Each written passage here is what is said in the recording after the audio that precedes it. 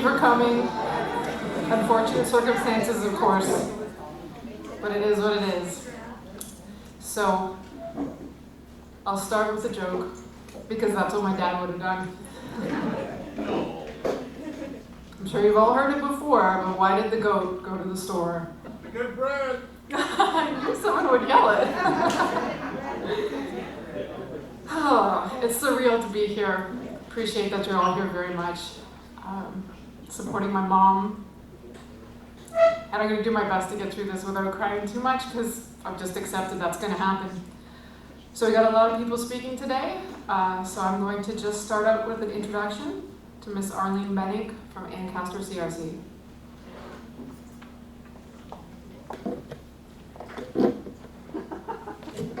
Rachel's just a little taller than I am. Thank you, Rachel. Where is Maddie? Maddie, there you are. Hello, everyone. Thank you, Maddie, Rachel, Kathy, I think is going to be tuning in, and your families, for the opportunity to remember and celebrate Neil's life with you. A life that has impacted and blessed all of us here today. I love the format that you have chosen for this afternoon, reflecting on the different hats worn by Neil and the different contexts in which our lives have intersected with Neil's. You have asked me to reflect a little on Neil's life in the context of our church, Ancaster Christian Reformed Church. It was in this context that my husband Fred and I met Neil, Maddie, Kathy, and Rachel. It did not take long after meeting you that we were invited to your home and embraced by your warm hospitality. Maddie, I don't remember what you served. Sorry, but I'm sure it was wonderful as always. But I do remember being toured around your wonderful property and being captured by your and Neil's delight in and attention to every living thing. The garden, the flowers, the birds, the trees, your chickens, your dogs, even the cornfield. And many of us probably saw that Neil has written just an amazing poem about the cornfield. However, that day he described it as the perfect driving range. And then Neil invited Fred and I into the barn, or the garage, or the shed, or I think to show us the chickens or the firewood or something. But what I mostly remember was the moment he started reciting poetry to us. It was the Swallow Song. I think we all know that poetry was like a second language for Neil. Now, I've always loved poetry, and Neil had me at silken bird from earth and shell. But I can tell you that my husband Fred has never been a poetry enthusiast. He and I were in high school together, and I can assure you that in our English classes, poetry was not his favorite genre. But when I looked over at Fred in that barn, he was mesmerized. What was it about Neil that drew us to him? When I asked Fred that question, he said, Neil was just loving and kind, genuine. I think that one of the things that will echo in our reflections this afternoon is the fact that Neil was loving and kind and genuine. He was fully present when he was with you. He listened attentively, and he was genuinely interested in you. He was sincere. That has certainly been our experience with Neil in our church. I have served with Neil in various capacities in our church and have been always blessed by his kind and encouraging manner. He was a humble servant, as an elder, as a committee member, and as a worship leader. Neil preached wonderful sermons in our church that always brought aspects of our everyday experiences into the light of the truth of the gospel. Neil could paint a picture with words, especially in his poems. There were several New Year's Eve services when Neil captured the life of our congregation in a beautiful poem. Just the right blend of joy, and pain, depth, and whimsy. But when we think of Neil at church, I think that most of us have images of him in the hallway, or parking lot, or in a corner of the fellowship hall, immersed in conversation with someone, fully present, fully attentive, a smile on his face. We wouldn't always see Neil in the summer months because he led worship services in various communities. But he also led chapel services at a local long-term care facility. Neil invited me to join him one Thursday, and I was so touched by his kindness and his respect for each of the residents as he spoke with them, helped them with their songbooks, and as he offered a thoughtful message to them. Neil thought deeply about spiritual matters. He knew and loved Jesus as his Lord and Savior, as penned in his poem, "Drink the Cup." I will end with the final verse of that poem. "All of this ferment has gladdened my heart, for you were beside me right from the start. Now as I travel, you show me the way. We'll travel together, all day. Every day, Neil, for eternity." Thank you very much, Arlene. Now I'd like to introduce Art Lyle from the Men's Club. Ladies and gentlemen, and Maddie, Rachel, I have a Swedish connection with your sister somehow because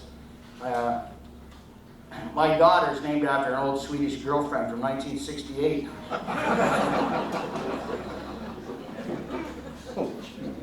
Serving quietly in Caledonia since 1935 is the motto of the Caledonia Men's Club. That certainly was the lived commitment of Neil. For example, when the Bacon Burger recommences operation this year's Caledonia Fair, the choice of condiments will be limited by COVID restrictions. For many years, Neil's gardening skills supplied our supporters with the sweetest onions in Ontario. One of the times I was trailer convener, I forgot to ask Neil if he would supply the onions. They just turned up. That was Neil. He just turned up when help was required. He was a Men's Club member for over 20 years, served on the executive, and honored us with 2 years as president in 2008 and 2009. He chaired our dinner meetings in his quiet, efficient manner. Unlike less sophisticated presidents like Bent, Sam, and myself. Always neatly dressed for dinner meetings, one of our sort of club traditions. He represented our club for many years when he presented the Proficiency Award at McKinnon Park Commencement. He did several poetry presentations at our dinner meetings, but never have I heard Colonel John McCrae's In Flanders Fields presented so emotionally. In honor of his background, I wore my RHLI Royal Helmet Light Infantry regimental tie today because the Rileys swept through Holland towards the end of the Second World War, and Apeldoorn was one of the towns they relieved, but that was under the command of somebody who lived in Caledonia. One of the unit commanders, Norm Christie calls one of the finest in the Allied armies, Denny Whitaker, who lived where Ron and Nancy Clark lived. Neil had to talk to me about his first day at Cayuga High School, and it was opening ceremonies, and the principal at the time was a guy called Bill Kuhn. And I knew Bill because his first year teaching I was in grade 9, and I was the smallest kid in Caledonia High School. And I grew taller when he held me up against the wall by the throat and called me Wee Tiger. Anyway,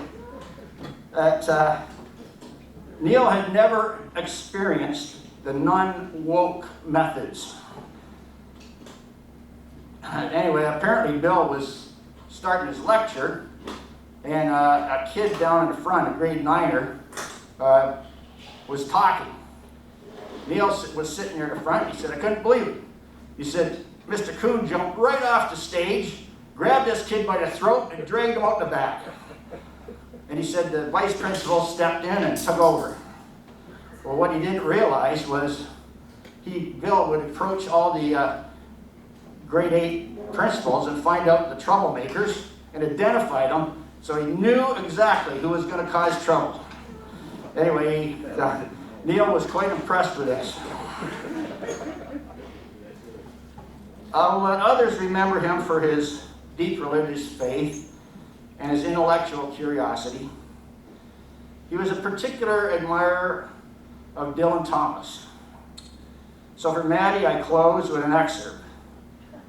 Though lovers be lost, love shall not, and death shall have no dominion. Thank you, Art. And now I'd like to introduce Rita Richmond, a dear friend of us all.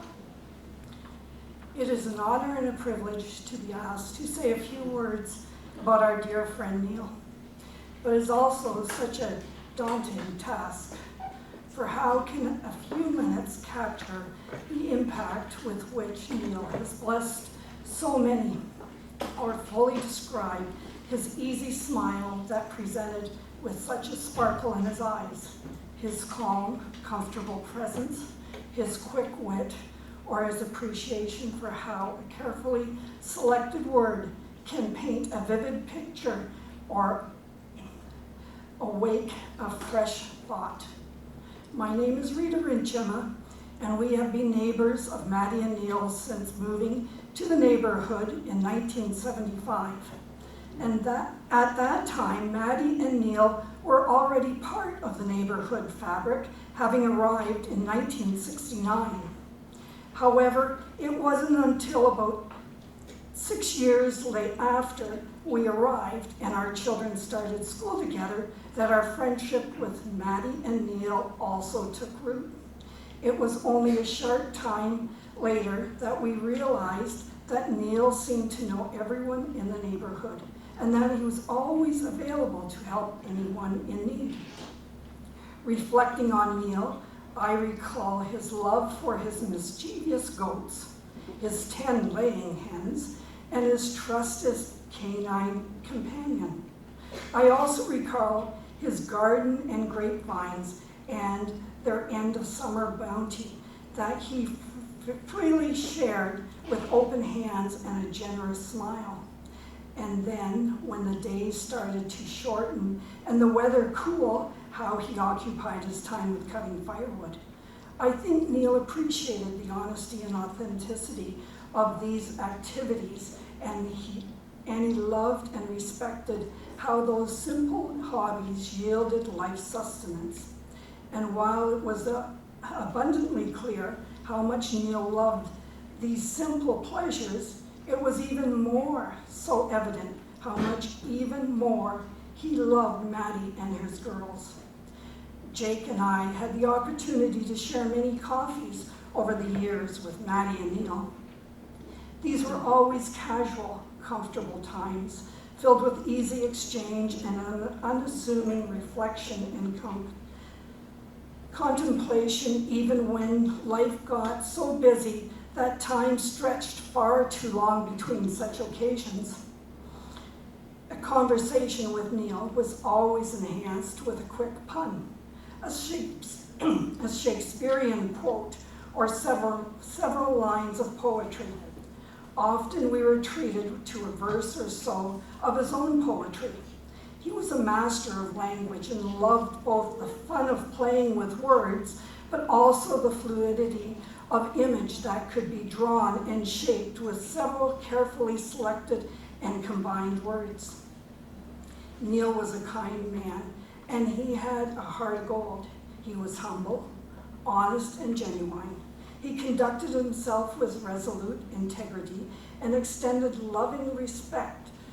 Neil had a way of always making those around him feel special and important. He was a dear friend to us and our family, and he now leaves only fond memories for us to cherish and to hold tight. However, he also leaves a tangible example for us strive for example of loving spouse, of caring parenthood, of community stewardship, and of his faithful walk with his Lord Jesus. Neil was a great example to us of how to love our neighbor and of what community should be. He led by example as he followed the path laid before us by Jesus. He was confident and steadfast in his faith, and he placed his trust in his Savior Jesus. Neil had a passion for life and sharing and enjoying life's pleasures with many dear friends. Seeing you all here today, all touched by Neil's quick wit, easy smile, and word of encouragement or insightful reflection is a testament to the many lives he has touched and to his authentic, loving character. Thank you. Thank you, Rita. At this time, I'd like to introduce Chuck Roth. So Maddie asked me to say a few words on behalf of Neil's friends. If you're here today or listening, that probably includes you. No matter how you met him, as a teacher, a preacher, a fellow church member, a senior support driver, a men's club member, a neighbor, or a fellow gardener, I suspect you came to think of him primarily as your friend. I feel like I'm speaking on behalf of everyone who knew him at all well. When my wife Vicky heard that I was doing this, she said it seemed a little ironic because she thought Neil and I were unlikely friends. I disagree with that. Neil and I were both bookish, and a shared love of reading is a powerful catalyst for friendship. But it made me think a bit about Neil's range of friends, and it is true that he had made some pretty surprising connections. One of those was a fellow teacher, Dan Berry. Many of you who had Neil as an English teacher may have had Dan for science. If so, you may have also been surprised by their friendship. Dan was a profane, socially outrageous science wonk who liked to party hard. Neil was a socially conservative, abstemious bookworm who liked to quote Shakespeare and write poems about tulips. There just didn't seem to be a lot of common ground between them. I think they recognized that themselves because at one point they challenged each other to expand their horizons. I can't remember exactly what Neil asked Dan to do. I think it involved Paul's letter to the Romans. But I do remember Dan's challenge to Neil: read a copy of Scientific American and listen to a Tom Waits album, preferably in a state of altered consciousness. Neil said he couldn't understand most of the articles in the magazine, and he hated Tom Waits. As far as I know, Dan never became a great fan of the letters of Paul. In the end, they couldn't fundamentally change each other, but they remained close friends until Dan's death in 2013. The best friendships are those that stretch and challenge us. Neil was a man of strong convictions and was not susceptible to fashionable trends. But he was deeply empathetic, and if you were willing to meet him halfway, he was willing to meet you. A line from a book I'm reading struck me as particularly pertinent to him. He wanted to give us all his blessing, and he wanted to receive your blessing too. He was prodigally generous with his time and sympathy, and he left behind a web of friendships that connect some pretty unlikely people. I'm a beneficiary of that, because I now number among my friends people I would never have met if it hadn't been for Neil. For the last several years, I've been part of a small Bible study with Neil and his friend and fellow poet, Sheldon Clark. Recently, John Veenstra, who's speaking a bit later, joined, and after Neil died, Maddie started sitting in on that as well. We've been rereading James and Galatians, both of which stress the importance of the royal commandment: love your neighbor as yourself. None of us are saints, and neither was Neil, but as much as any other person I've known, he tried to live that commandment. He provided, to quote from one of his own poems, which happens to be in your program, the warmth, the promised warmth, the sustaining warmth against advancing cold. He was kind, generous, and empathetic. He was the best of friends, and I miss him more than I can say. Thank you, Chuck. I do have to make one comment on the fashion reference. And I'm sure his students that I'm about to introduce will remember this as well. In the 90s, there was a trend of dog Martens. And my dad decided to keep with the whole image of the cool teacher. He had to buy and wear these cherry dog Martens, and he loved those. He loved those shoes so much, and he just thought they were just the coolest thing. So that was kind of a happy memory. We're going to shift over to some students now, and first I'm going to introduce you to Mr. Glenn Marshall. Hi, everyone. I just wanted to reflect on a couple of memories that I had when I was speaking with Maddie. She had asked me to say a few things from the perspective of a student. Some of the things that kind of crossed my mind, and I was returning to some of these beautiful poems that he'd written.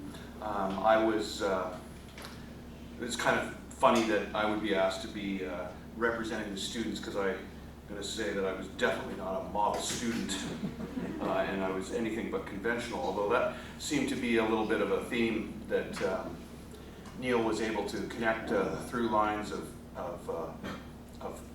life and people and words and poetry, and somehow always end up connecting with people, and that's really what he did. And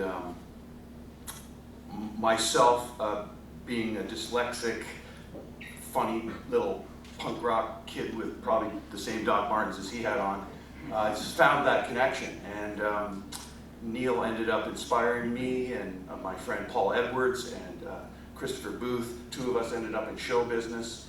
And in that whole time period, he convinced us to start a Shakespearean club, and ended up taking us to almost every Shakespearean play that Stratford put on for those 5 years. So I thank him for that, and that connected me with language and poetry, and created a lifelong love of that part of our life. And so I won't go on too far about it, but I wanted to read just quickly this poem that Arlene, I think, referenced, because I thought it was, it says so much about the feeling of a high school student entering life and trying to make a life when everything seems so confusing. But somehow you get these feathers and you flap your wings, and all of a sudden life becomes you. I just want to read this, and I'll finish off with this. Silken bird from an earthen shell, is it possible to tell how you learned to fly so well?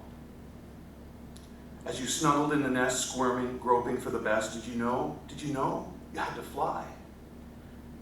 Did you make some sort of pledge as you peered over the edge? Were you scared, really scared, to try to fly? As you felt the sudden drop, did you really want to stop, or did you know, yes, no, that you could fly? When the wind rushed to your wing, did your spirit also sing when you knew that you could fly?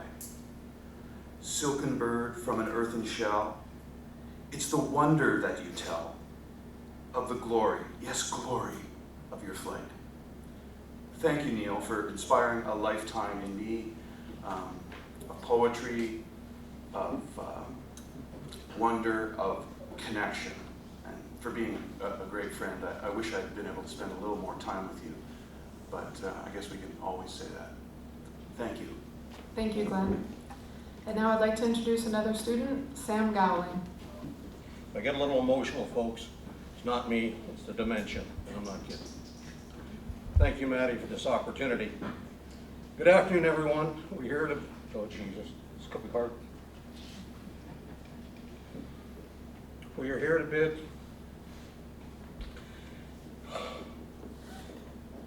Rachel, would you read this? I can't.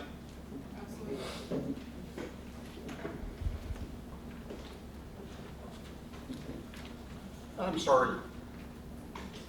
Folks, this ain't me. I'll be following your lead by crying later, don't worry. Good afternoon, everyone. We are here to bid one last farewell to not only a great teacher, but a great father, mentor, and friend on the road. To paraphrase Mark Antony in William Shakespeare's Julius Caesar, We come not to bury Neil, but to praise him. It doesn't seem like it, but on September 7th of this year, for some of us, it marks 50 years since we first walked, with great trepidation, along with new clothes and shoes, into Cayuga Secondary. For the first time as fuzzy-cheeked teenagers, not knowing quite what to expect. Okay, I didn't have fuzzy cheeks. I used to. For both our peers and for the teachers. For some of us, our first English teacher was Neil Paul, with his curly, unruly mop of blonde hair, that brilliant smile, and a bottomless pit of puns, witticisms, limericks, and patience. Lots of patience. While the grade 9 curriculum of the day had some duds, like the chrysalids, Neil made literature come alive with the likes of Shakespeare, Hemingway, and also my ancestors' biography, The Black Donnellys. Nearly 20 years ago, the PGM of the Grand Lodge of Canada in the province of Ontario, M.W. Bro Donald Mumby, gave a speech about how in virtually everyone's lives, certain teachers make a huge and incredible impact on students' lives. Not just during school, but for the rest of their lives. I have 2 teachers in memory who fit that description, and Neil Paul is definitely, most definitely one of them. The other is my first grade teacher, Edith Filsinger. Some of you who are longer in tooth than myself will remember her. With Neil being such a prolific and prodigious punster, coupled with my family's naturally induced black sense of humor, courtesy of the Mowat clan, by the time I finished high school, I too was a burgeoning, copious, and prodigious purveyor of puns. That's why you made me read this.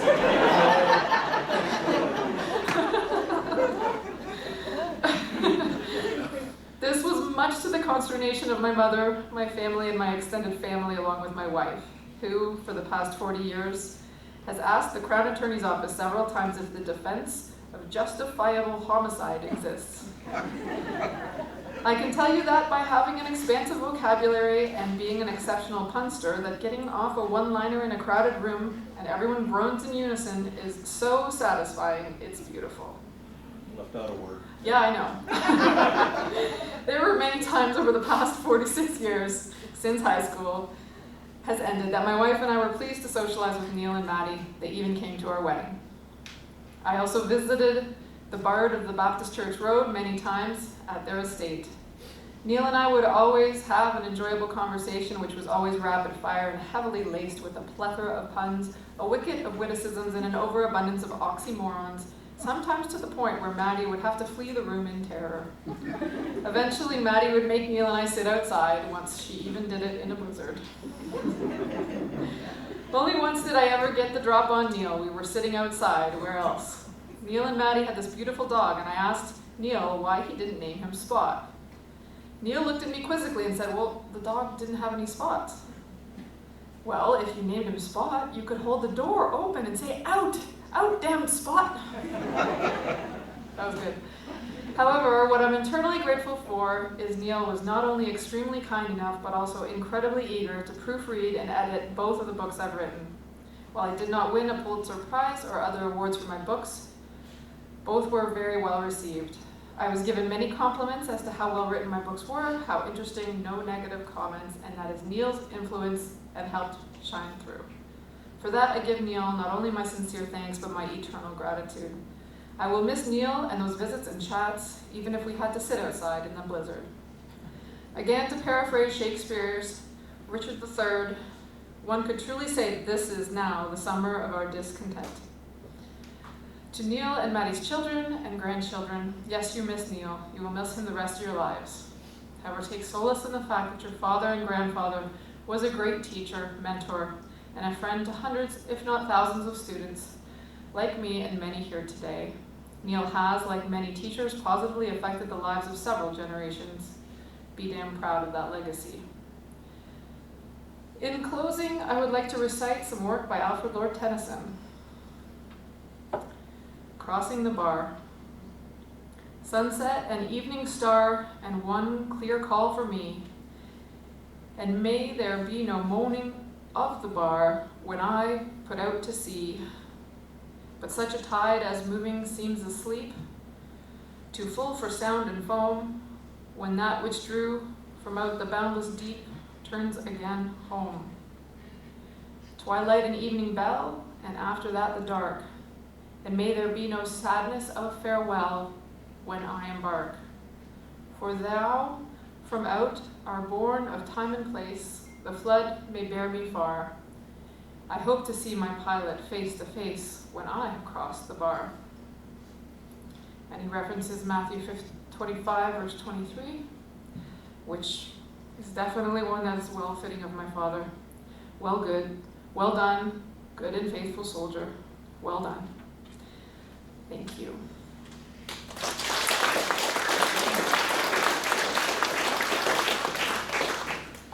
And if my memory serves me correctly, we're going to do a brief musical interlude, followed by speaking from his two brothers, then me. So stay tuned, there'll be another joke. It's true, you know, the story about Neil using his backyard for a driving range, filling Jim McLean's soybean field with golf balls.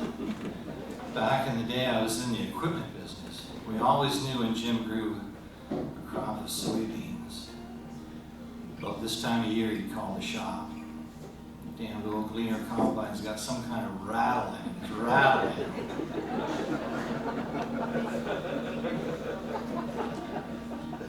I'd send out a mechanic and I'd tell him, take a bucket.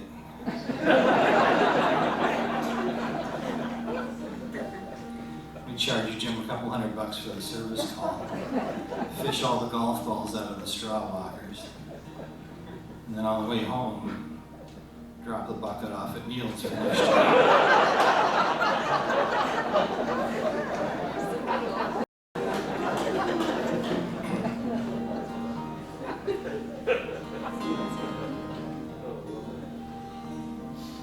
Neil, I find it interesting. Somebody said Neil has a lot of unlikely friends, and yep, I think that's what's great about Neil. He reached out to so many of us, you know. After I left his beloved church, spitting and cursing, he, in spite of that, reached out to me, and we became very good friends. And we had great religious debates over lunch many times. Neil loved literature, obviously, you all know that. He also really had a powerful faith. And he saw, he read the Bible at a different level. He understood it at a different level. He understood the symbolism of it. And it's no coincidence that Northrop Frye was one of Neil's heroes. He really admired him. And I remember him telling me about him meeting Northrop Frye, and he was starstruck. He was never starstruck when he met me, but he was starstruck. So I think about, there's one poem that I'm going to reference here, if I can find it. Oh, look, right there. Because this was kind of what Neil not only saw great symbolism in literature and the Bible, but he saw it in nature. And many of us have been out on these walks with Neil through the backfield. And what I always thought he was doing, he would take nature and his love for birds, and he would process that into a finished product, into a poem. Or what Neil would say, he would process it. Come on, he would like that poem. Blackbird. The blackbird shows red color when he flies. Perched on the bending reed, his black coat gleams. Fretting with others in rush-filled swamp, he blends, shows a hint of flame.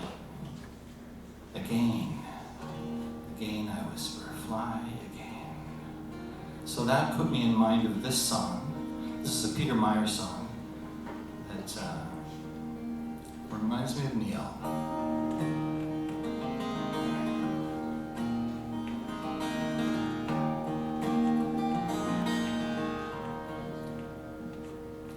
When I was a boy each week, on Sundays we would go to church, listen to the preacher preach, and hear him read the holy word, consecrate the holy bread, and everyone would kneel bow. Today the only difference is everything's holy now. Everything, everything is holy now. When I was in Sunday school, we would learn about the time Moses split the sea in two, and Jesus made the water wine. I remember feeling sad, miracles don't happen still. Now I can't keep track, 'cause everything's a miracle. Everything, everything's a miracle. Wine from water is not so small, but an even greater miracle is that anything is here at all. So the challenging thing becomes not to look for miracles, but finding where there isn't one. When holy water was rare at best, I barely wet my fingertips. Now I gotta hold my breath like I'm swimming in a sea of it. It used to be a world half there, heaven second-rate hand-me-down. Now I walk it with a reverend air, 'cause everything is holy now. Everything is holy now. This morning outside I stood and saw a little red-winged bird shining like a burning bush, singing like a sacred verse. And when I heard that blackbird sing, it made me wanna kneel and bow. I realized everything is holy now. It used to be a world half there, heaven second-rate hand-me-down. Now I walk it with a reverend air, 'cause everything is holy now. Everything is holy now. Everything is holy now.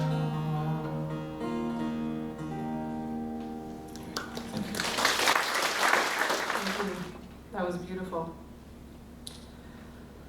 We've got quite a few people waiting outside here, believe it or not, and we're just going to do a couple more speeches here and wrap it up. Right now I'd like to introduce his brothers, my Uncle Leonard and Uncle Dick.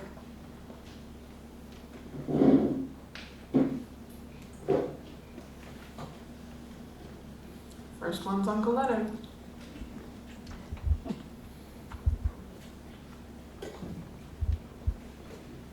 Thank you, Rachel. I had never thought that I would be here talking about my brother Neil. Anyways, I'll start with some memories that I had. One of the very first memories, of course, I was an older brother.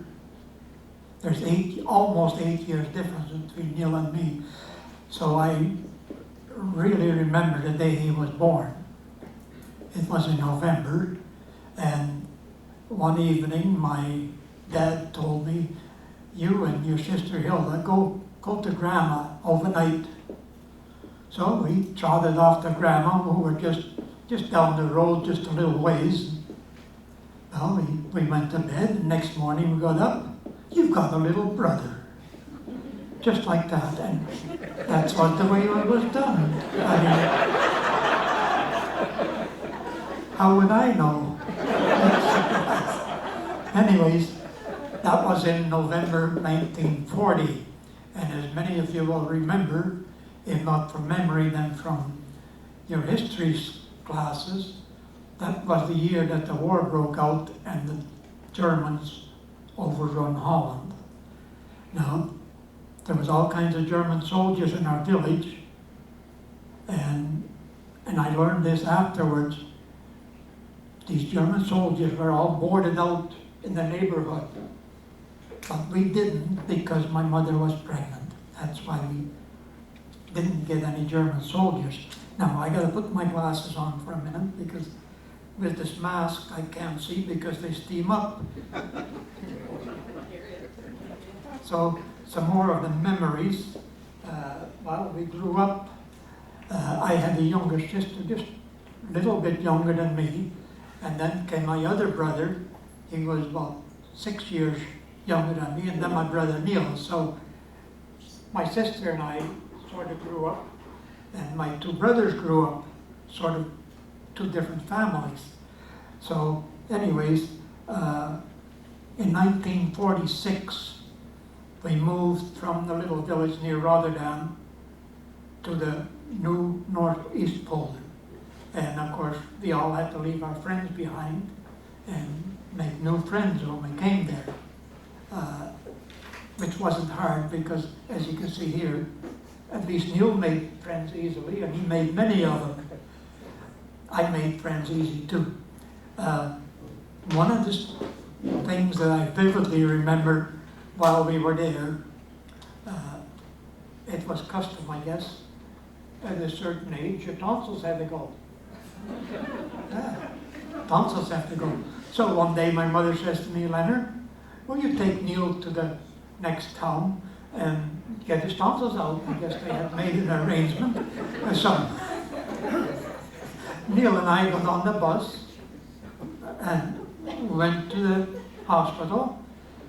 The doctor took care of him, took his tonsils out, and I took him home. He was not near as cheerful on the way back as he was on the way up. So shortly after that, they moved to Canada. So there again, lost his old friends, and we had to make new friends. In 1950, we came to Canada. And I very well remember Dick and Neil, my brother, and my brother Neil.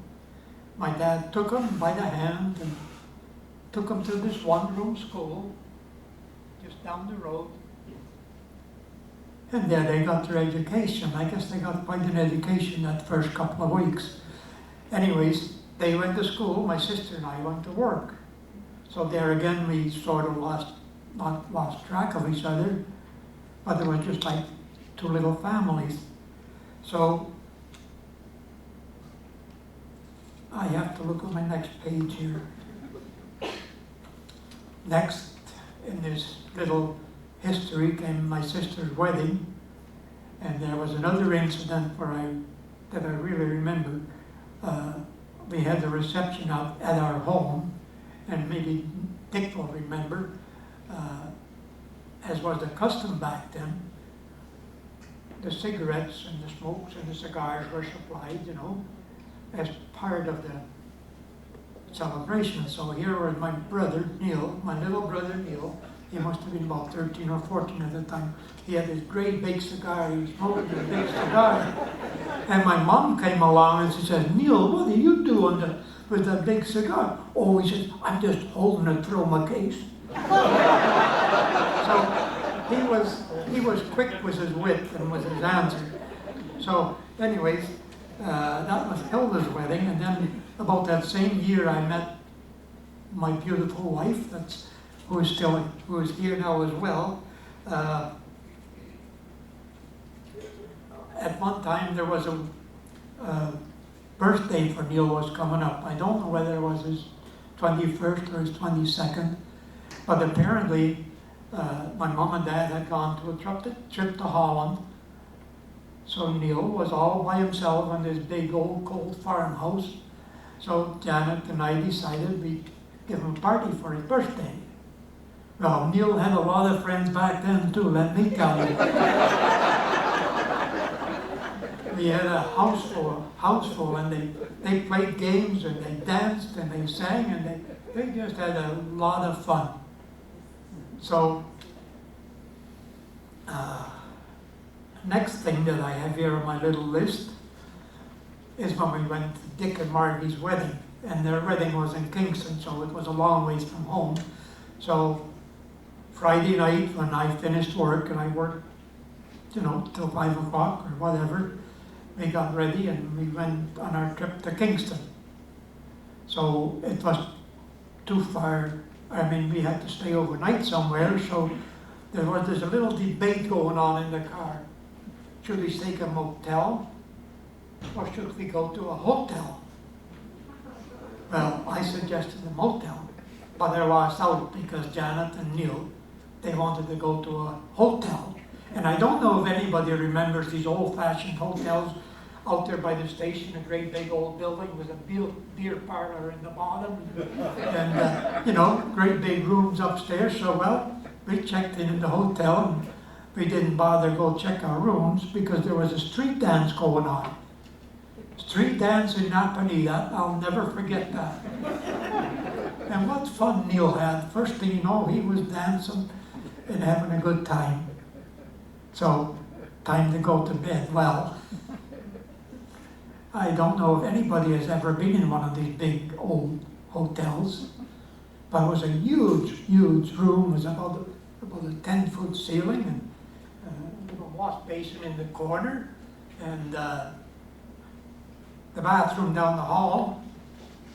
Anyways, we settled in for the night. Well, the bed was about, you know, yay big. It sagged at the bottom. It was nice and cozy. Anyways, all night, music downstairs and a rowdy crowd. I guess they were drinking. And then it'd be by the railroad. There was a train came by there. It seemed like every hour on the hour. So it was a night that Neil and us would really remember. And then, of course, we attended that lovely wedding in Kingston. So there's another one of the things that I really remember. So as we got older, we got a little closer because, as I told you before, we were, you know, almost 8 years apart. But as we grew older, we grew a little closer, and of course, we each had our families. We talked about our families, how we loved our families, and at family reunions we got together. So, and of course, Neil preached in our local church quite a few times, and then afterwards we'd go to a hotel, or not a hotel.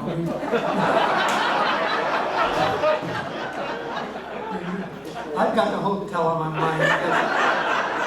We'd go to the local restaurant and have our dinner and talk about, maybe about his sermon, maybe not, talk about other things in life. So one day, we got to talk about something real serious, and that was providence. And I guess you all know what providence means. To me, it's something very simple. It's the Lord will provide, just like that. And that's how Neil lived, and that's how I like to believe I lived. So we got telling him this story. Oh, first I should tell you, does anybody have a better description? No? Well, let's go with that. Anyways, I thought I would Google it and look it up on the internet. And you've never ever seen so many different opinions on what providence means. But anyways, I go by the belief the Lord will provide. So here he goes to tell me this story about the trip he had to make to Toronto one day in this huge big bus all loaded with a bunch of teenagers, and I believe they were going to a football game or a soccer game or something like. Could have been something else, I'm not quite sure. But anyway, he was telling me about the big bus with a big diesel engine, and by the time he got to Toronto, it started to cough and spit and wasn't working very well. But anyways, he got to his destination. Now what he's going to do? He wasn't really too worried, but anyways, what was he going to do? So he drove this big bus around the corner and around another corner, and lo and behold, there's a garage. So he stops and gets into the garage and talks to the mechanic, tells him his problem, and so the mechanic says, well, what kind of a bus have you got, or what kind of an engine? So he told, oh, he said, but I'm a specialist in that. So lo and behold, he got his thing fixed. So the Lord provided this mechanic for him. So, and this is how I believe that the Lord has provided for him on the end of his life. And I hope that he'll provide for me in the same way. Thank you. Hi, I'm Neil's brother Dirk. Those of you who might have gone to Pelham District High School might remember me as Dick. Any Pelham District High School folks here? I think I met one. Yeah. The only one in the room that I should run into on the entrance. Anyway, Neil was my brother in the best sense of the word, and I want to honor him for that. Being close in age, we pretty well grew up together. And I have fond memories of growing up with him on my dad's farm. We had a lot of fun. We got into a bit of trouble. But we also learned a lot of life's lessons that we both reflected on over the years. As kids, we often got into fights, but nothing too serious. After all, we were brothers. When we were kids, it also always seemed to me that Neil was a bit more nonchalant about his schoolwork than I was. And he habitually got into more trouble.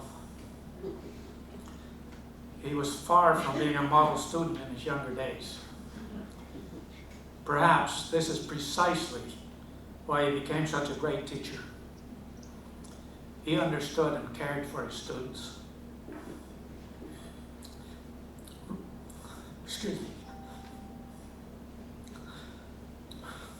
I know how you felt. Regardless of their abilities, he always treated his students with empathy and the respect and understanding they deserved.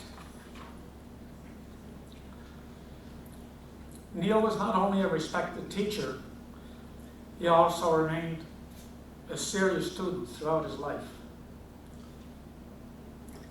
After his first few years teaching, he went back to university to get his master's degree.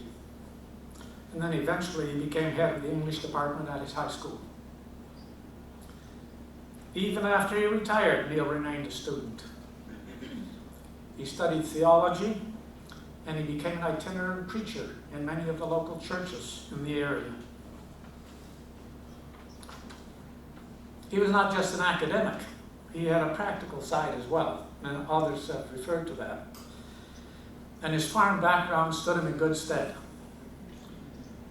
He moved to his house in the country, where he milked his goats, gathered eggs from his chickens, picked vegetables in his garden, and until last Christmas chopped wood for his fireplace. Yes. Excuse me.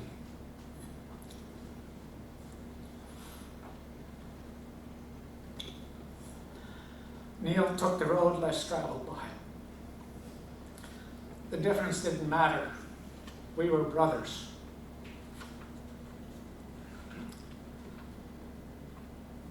Neil developed a passionate interest in literature and philosophy, and I believe this was the foundation of his exemplary teaching career. He was a thoughtful man and a student of the human condition. He loved to explore ideas with the multitude of students he taught over so many years. And literature was the avenue for exploration. I also became one of his students. Our conversations inevitably included Shakespeare, whom he quoted freely to enlighten any subject under discussion, from chicken feed to the meaning of life. His students and his many friends must have enjoyed, or perhaps endured, these frequent Shakespeare references as well.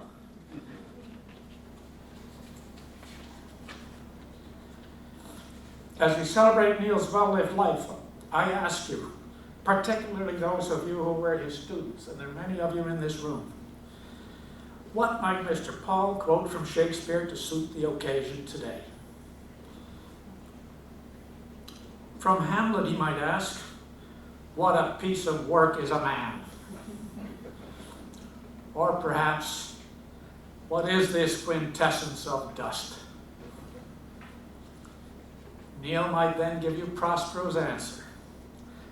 We are such stuff as dreams are made of. Rest in peace, my brother. Came prepared. Thank you. I love that phrase, student of the human condition. That captures it so well. I'm going to start with announcements because that'll stop me from crying. As some of you know, we do have a memory table at the back. We ask that if you have any special memories of my dad, to please write them down for us. My mother's going to put them together into a special book, so that would really mean a lot to us if you could share a little special memory on paper. We also have a bursary arranged, a little scholarship to go to a student at his high school. So if you feel so inclined to donate towards that cause, we're going to be raising some funds for that so that we can keep it going for a few years. So those are the announcements.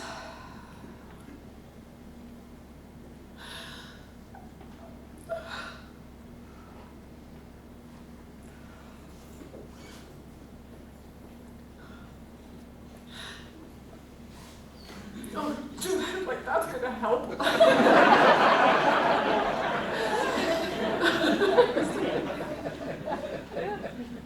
We're two of a kind here. That's true. I'm definitely the crier of the family, and I can't even see this one. If she's crying, I cry. It's a big old mess. Well, now you don't have to look at me because I'm beside you and sitting in front of you. Oh, that solves two problems.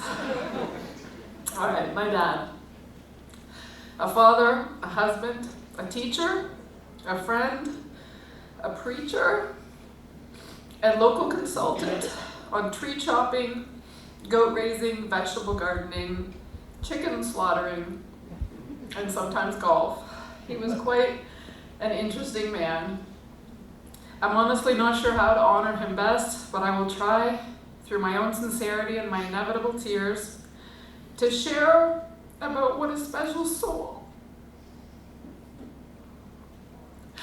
is my father, because he still is.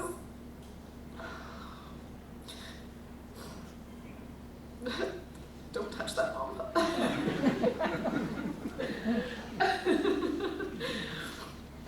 Because he still is. Even though I don't have the capacity as a human to understand it, I know he is here with us. So I'll just share some happy memories so we can all celebrate him best with smiles and laughter, which was something he was so well known for. So, my dad created the original dad jokes before there was ever such a thing as #dad joke. Perhaps you've heard about the cow that jumped over the barbed wire fence. No one? It was an utter disaster. I'm a dairy farmer. Always with his quick wit and a good pun, my dad made my childhood fun. When I was a little girl, I made him a custom card for Father's Day that read, "You're a silly daddy." And that pretty much sums it up. We built forts out of bed sheets using the dining chairs. We played farmer with a cowbell around our neck. We dug up potatoes in the garden in a race for who could find the best prize winners for the Caledonia Fair. We chased chickens and goats around in our backyard, and we sang a special song every time we got to go to the local dump to throw something away. To the dump, to the dump, to the dump, dump, dump. To this day, I still sing that song anytime I'm near a dump, regardless of whether my children are with me or not. In my high school years, when he wasn't secretly loathing my current boyfriend, my dad and I bonded over changing the oil and waxing our beloved red Mazda Presidia and indulging in some free golf on employee day with my summer jobs. To show a father's love and appreciation for the free golf, He would drive me to and from my job at Chippewa Creek in the wee hours of the morning before I had my driver's license. And during our Friday evening family shopping trips to Lime Ridge Mall, my sister and I would always be individually plotting to split up and shop with Mom. Because whoever had to shop with Dad was inevitably subjected to multiple stops to chat with his students, past and present, who are literally scattered everywhere across the globe, with an extra high concentration at Lime Ridge Mall on Friday night in the 90s. It would just be, sigh, here comes another student. Looks like I'm not going to be making it to Northern Reflections after all. Here's a funny story. My dad loved his goats, and when it was time for breeding, he was always joking about how the buck stops here.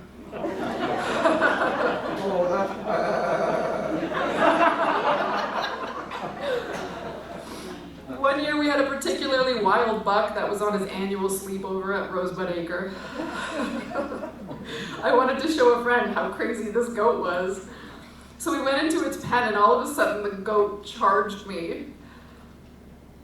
I jumped out of the way, and out went the goat. I have a vivid memory of that goat sprinting into the freedom of the backfield, thinking, how am I going to explain this to my dad? So the local radar went out, and all the neighbors were told to call the Pauls if they happened to see a random white goat roaming around in the fields. And when the call was received, we quickly realized we had absolutely no plan on how we were going to catch the goat. My dad hopped in the car and headed over to school. He returned with a caravan of cars loaded with members of the track team.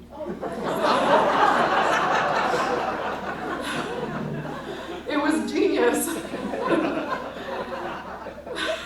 The result was one marathon run through the fields that ended in one exhausted goat and a triumphant student. My dad always had a way of finding creative solutions. And quite humorously, after all of those endless showings of Shakespearean plays and Death of a Salesman on VHS, he ended up with one daughter as an engineer and the other as a PhD scientist. Oh, the irony. At least my dad could enjoy the irony. In other happy memories, the day of my wedding day, he walked me down the aisle in Jamaica sporting a spiffy suit he found at Value Village for $40.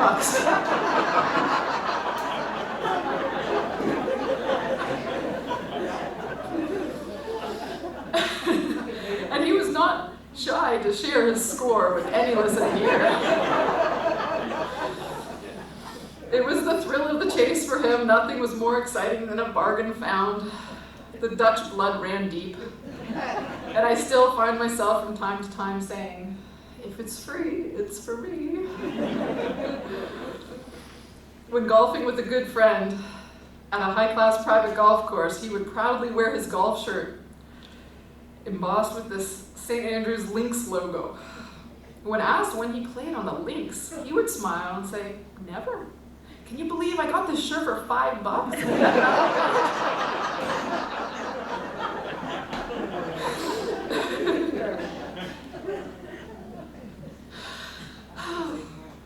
My memories of my... No, it's okay, I can do it. My memories of my quaint country upbringing could fill a book. We always knew we were loved and valued. What more could daughters ask for?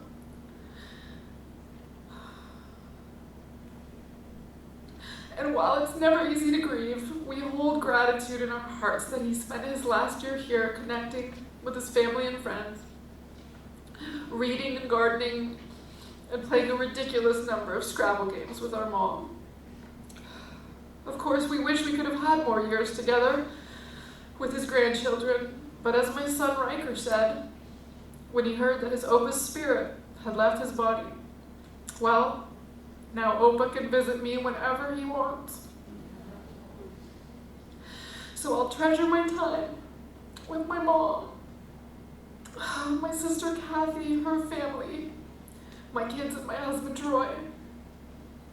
And I pledge to carry on his legacy and do my best to always be a silly mommy. I love you, Pops. Thank you for loving all of us.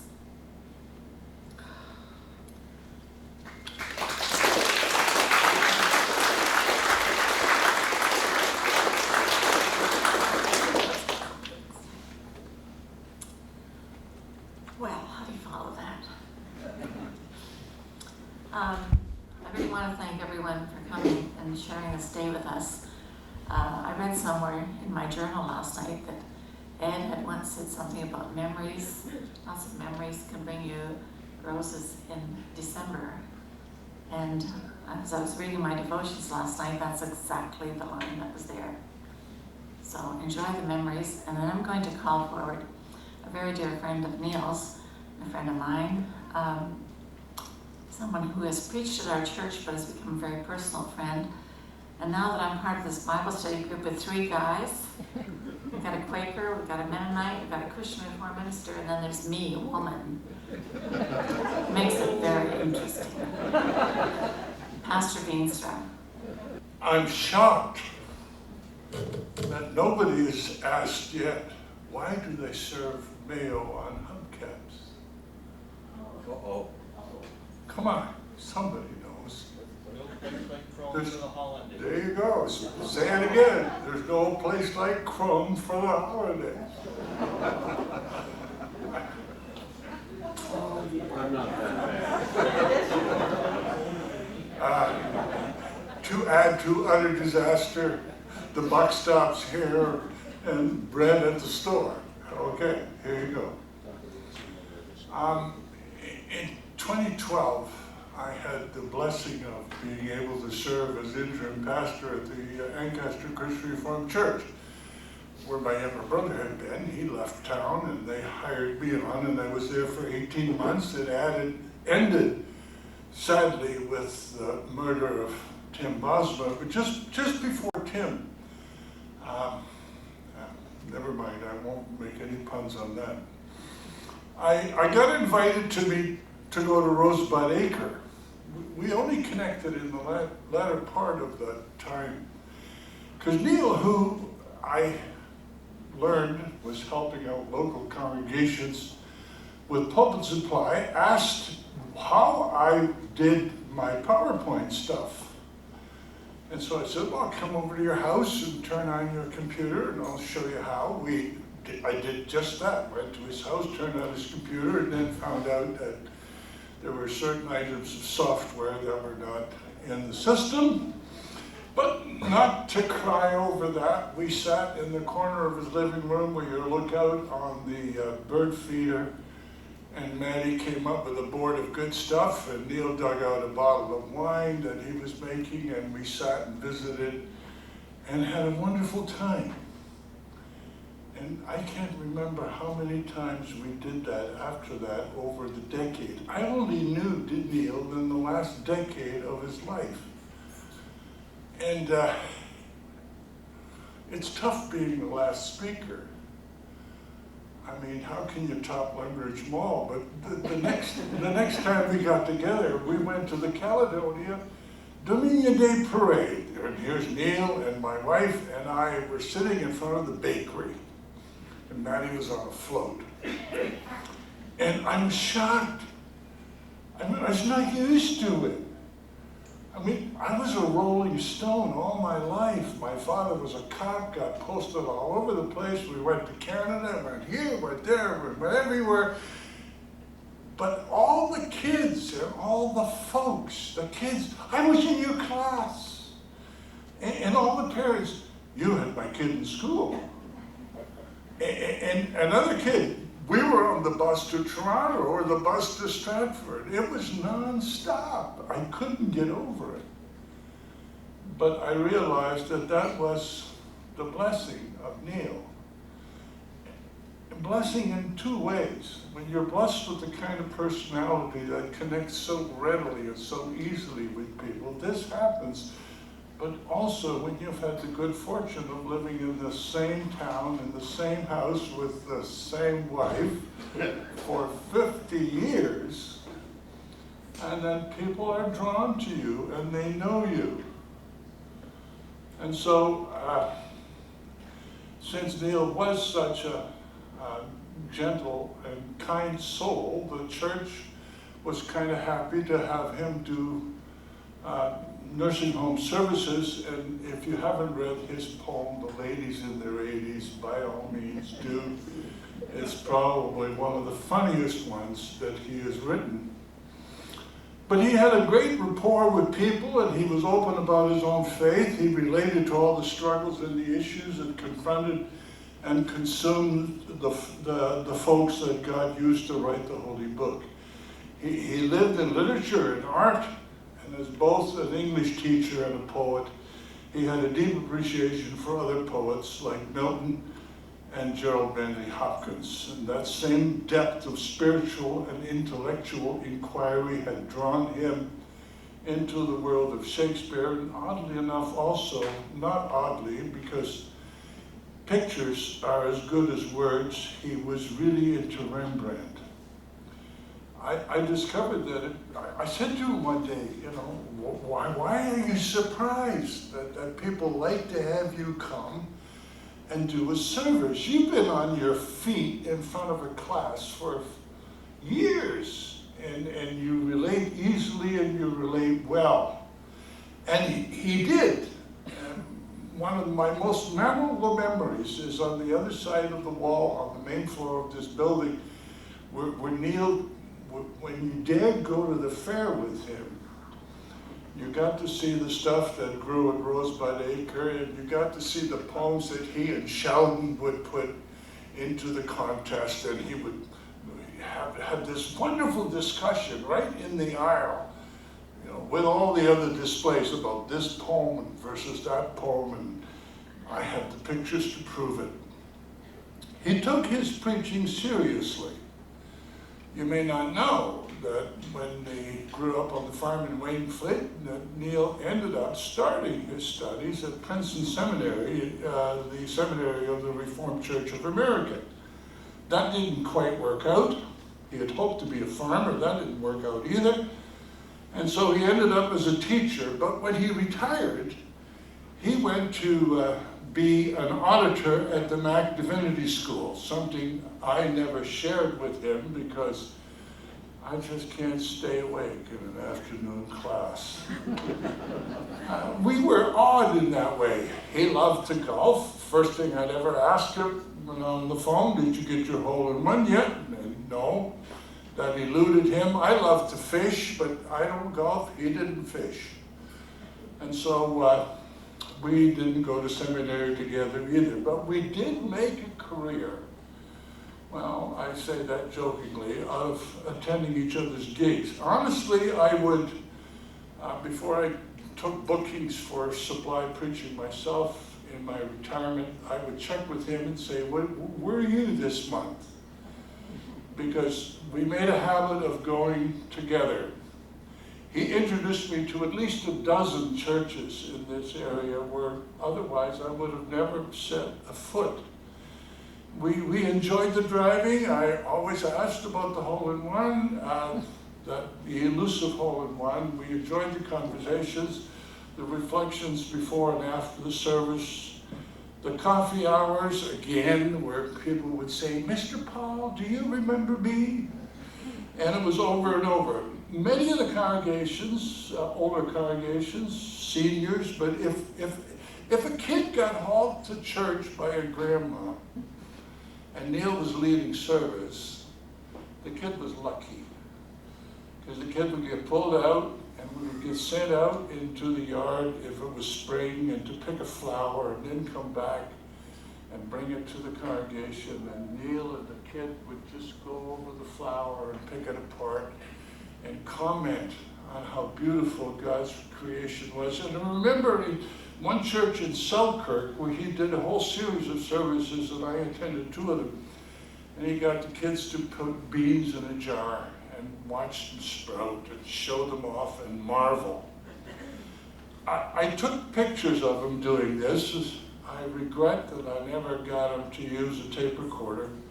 It would be lovely to have some of his homilies on tape, because poets preach with a pungency that escapes others.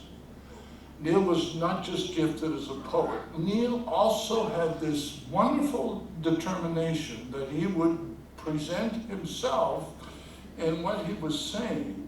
And one of the most powerful homilies that I've ever heard anyone do was a homily on the mustard seed, in which he would talk about his own brokenness in the tribulations, the mental tribulations that afflicted him when he was young.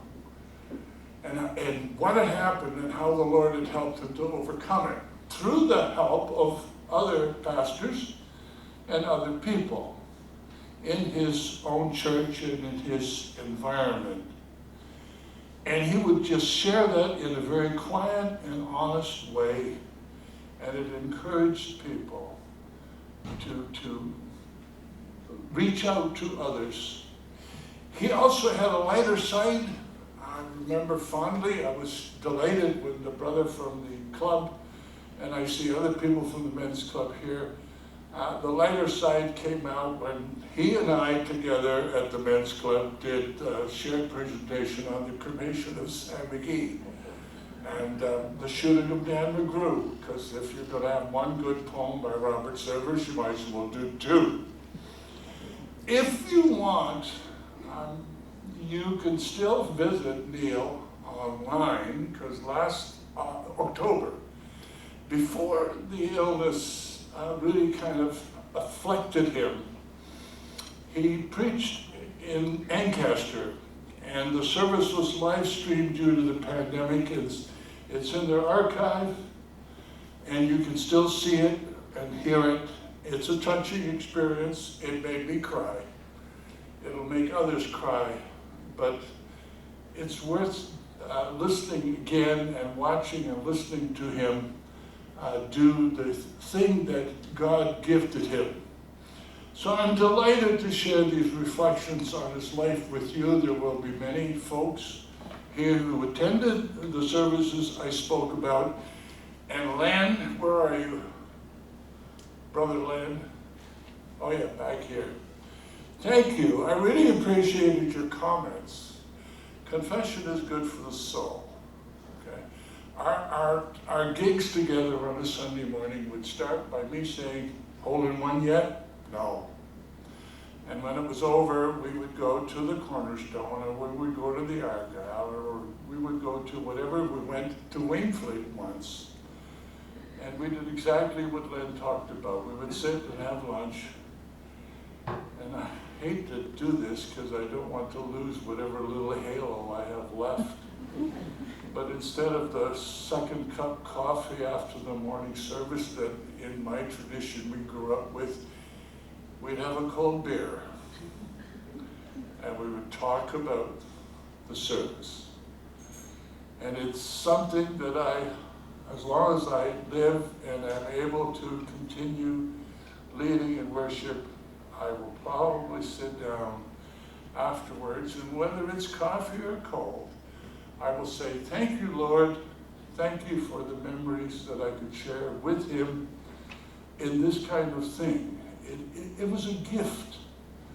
I never expected, I'm a year younger than Neil, but I never expected, and in the decade of my 70s to 80s, that we would share this kind of thing. I am grateful for the opportunity to have met him.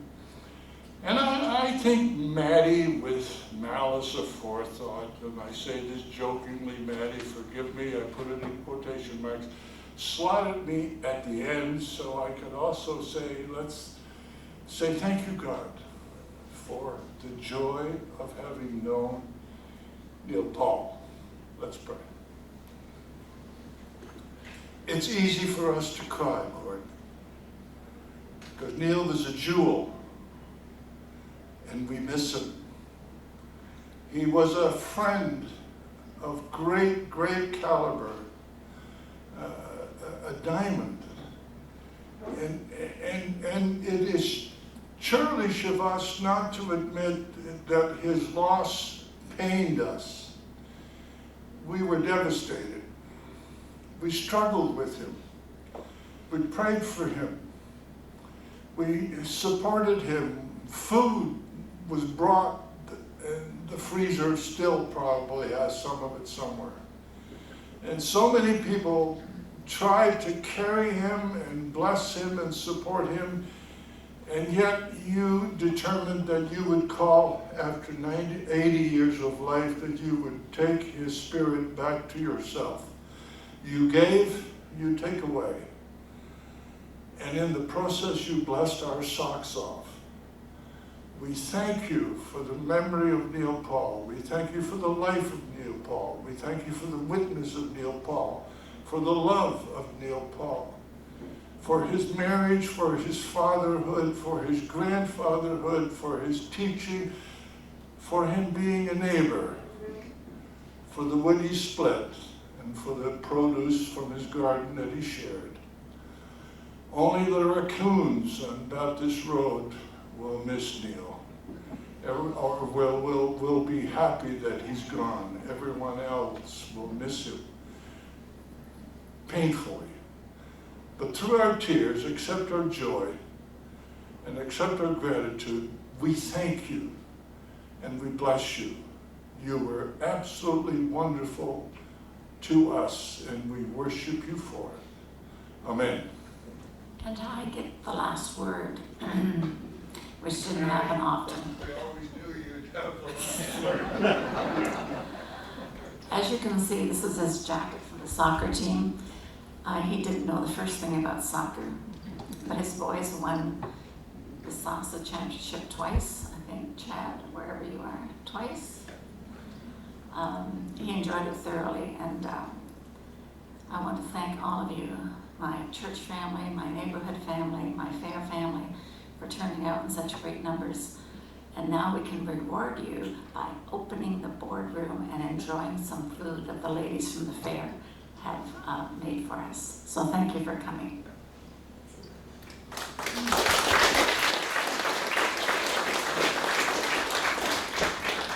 I'm asking a question for everyone. Where do we know about this bursary? The bursary is on that table. On that table in the The back? information for the bursary is through the Caledonia Community Foundation, and the papers are there that you can use. You can send it in, and they will send you a tax receipt. And it'll be presented each year to a student at McKinnon Park who exemplifies what Neil was. Thank you.